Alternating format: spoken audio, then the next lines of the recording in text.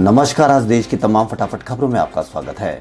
उत्तर प्रदेश के एक पूर्व विधायक की दबंगों ने पीट पीट कर हत्या कर दी। पूर्व विधायक निर्वेंद्र कुमार मिश्रा लखीमपुर खीरी जिले में तिरकोलिया पडुआ गांव के पास सड़क किनारे विवादित भूमि पर दबंगों द्वारा कब्जा किए जाने से रोकने के लिए गए थे, लेकिन वहां मामला बढ़ गया और हाथापाई हो गई, जिसमें वह बुरी तरह से जख्मी हो गए। बाद में उनकी मौत हो गई।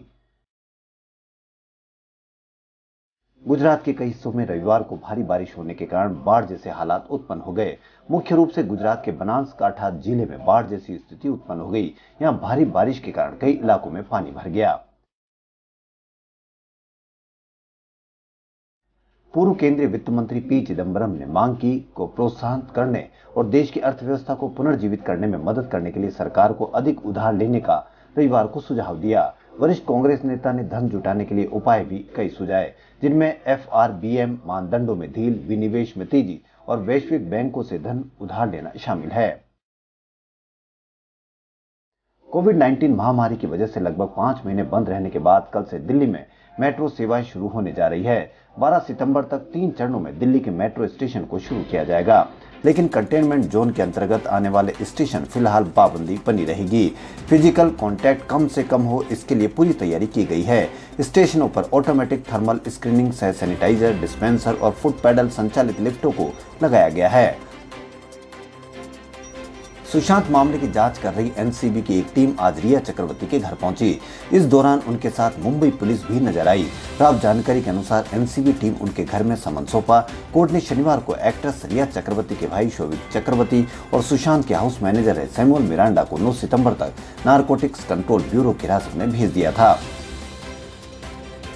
संविधान के मूल ढांचे का सिद्धांत दिलाने वाले संत केशवानंद भारती का रविवार को निधन हो गया। पुलिस ने बताया कि केरल निवासी संत केशवानंद भारती का इदानीर मठ में लंबी उम्र संबंधी बीमारियों की वजह से 79 साल की उम्र में निधन हो गया।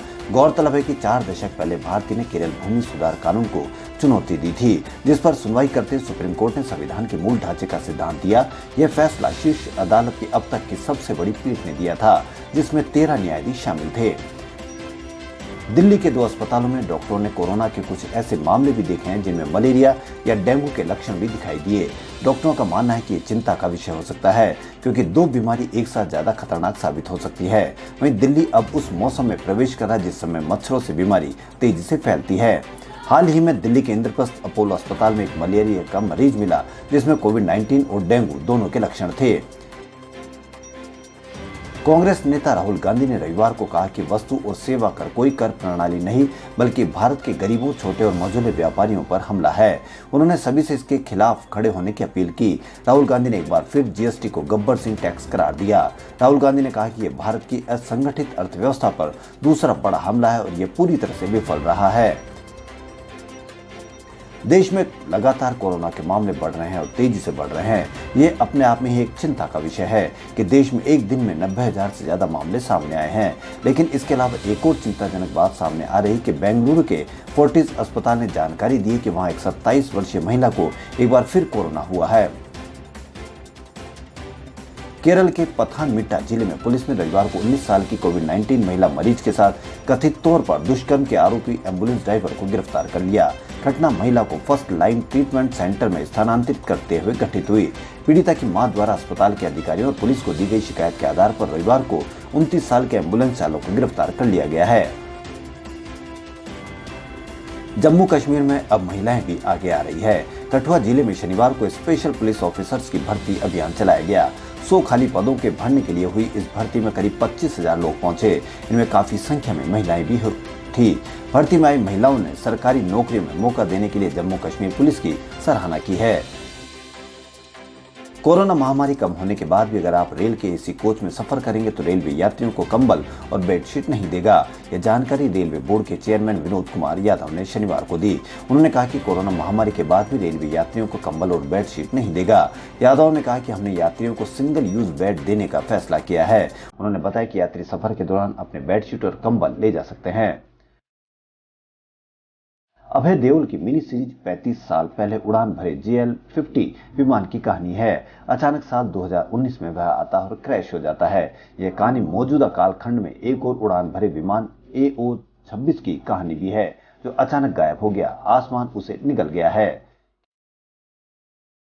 केंद्रीय स्वास्थ्य मंत्रालय ने रविवार को कहा कि एक दिन में रिकॉर्ड 73,642 कोरोना मरीजों के ठीक होने के साथ ही भारत में कोविड-19 से ठीक हुए मरीजों की संख्या बढ़कर करीब 32 लाख हो गई है। इसके साथ ही ठीक होने की दर बढ़कर 77.32% हो गई है।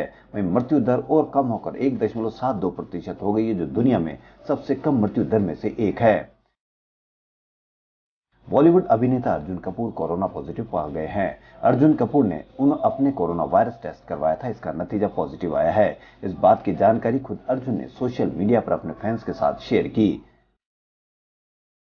डेमोक्रेटिक पार्टी के राष्ट्रपति उम्मीदवार कमला हैरिस ने संभावित कोरोना वायरस वैक्सीन को लेकर किए गए दावों पर अमेरिकी राष्ट्रपति डोनाल्ड ट्रंप पर निशाना साधा। कमला हैरिस ने शनिवार को कहा कि यदि कोरोना वायरस वैक्सीन नवंबर चुनाव से पहले उपलब्ध होती है तो वह कोविड-19 वैक्सीन की सुरक्षा और प्रभाव के मोर्चे पर राष्ट्रपति डोनाल्ड ट्रंप की बात पर भरोसा नहीं करेगी।